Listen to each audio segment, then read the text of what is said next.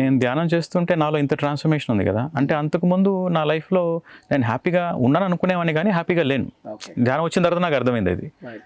So నాలాగా చాలామంది కష్టపడుతుంటారు.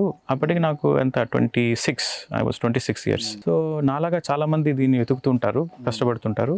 So నేను వెళ్ళి అందరికీ ధ్యానం చెప్పాలి, అట్లీస్ట్ నాలాంటి వాళ్ళకి నేను చెప్పాలి, ఎవరు ఎత్తుకుతున్నారో వాళ్ళకి నేను చెప్పాలి. ఎందుకంటే నేను చాలా ఆశ్రమాలు తిరిగాను కదా నేను. సో ఇట్లాంటి కరెక్ట్గా గైడెన్స్ ఇచ్చేవాళ్ళు నాకు లేరు కదా.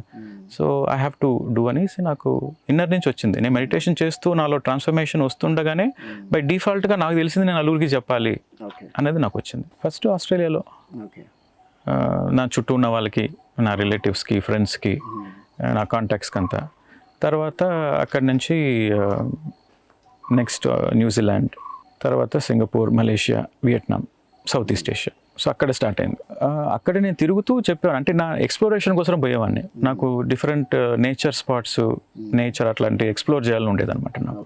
సో అది 2-in-1 విజిట్ లాగా. సో నేను 2008లో పత్రిసార్ని కలిసిన తర్వాత 2010 దాకా ఇంటెన్స్గా మెడిటేషన్ చేశాను. 2.5 years నేను నా రీసెర్చ్లో ఉన్నా. Everyday 8 to 10 hours meditation. 2010లో నేను ఒక ఎక్స్ట్రీమ్ స్పిరిచువాలిటీలో ఉన్నాను. అంటే నేను అవుటర్ వరల్డ్కి నేను డిస్కనెక్ట్ అయిపోయినా. ఎప్పుడు ధ్యానంలో కూర్చునేవాడిని, నా రూమ్లో నేను లాక్ చేసుకొని ఏదర్ ఆ 24 hours ఏదర్ బుక్స్ చదవడము, లేదా ఆడియోస్ వినడం, స్పిరిచువల్ ఆడియోస్, ఓషో ఆడియోస్ వినడము, లేదంటే మ్యూజిక్ వినడము, ధ్యానం చేసుకోవడం, ఇదే చేసేవాడిని 2.5 years. అందరూ నన్ను పిచ్చోడు అనుకున్నారు. వీడికి ఏదో అయిపోయింది వీడు అంటే. మా ఇంట్లో వాళ్ళు డిస్కనెక్ట్ అయిపోయారు. అంటే నేనేమన్నా మాట్లాడుతుంటే అసలు మరణం అనేదే లేదు, మనం అంతా ఆత్మలను చెప్పేవాడిని. మా ఇంట్లో వీడికి ఏదో అయిపోయిందని చెప్పేసి వాళ్ళకు మరణము చావు, ఇదేంటి ఈ వయసులో వీడు చావు అంటున్నాడు, మరణం అంటున్నారు అనేసి నాతో మాట్లాడడం మానేశారు నా ఫ్రెండ్స్, మా ఇంట్లో వాళ్ళందరూ. సో నేను I'm like single person. So నన్ను అండర్స్టాండ్ చేసుకునే వాళ్ళు ఎవరు లేరు ఆ టైంలో. సో నా రీసెర్చ్లోనే ఉన్నా 2010 దాకా, ఎందుకంటే అవుట్ సైడ్ వరల్డ్ డిస్కనెక్ట్ అయిపోయినా. సో మధ్య మార్గం, మిడిల్ పాత్ ఇస్ మస్ట్ అని పత్రిసార్ ఆడియోస్లో ఒకటి విన్నా.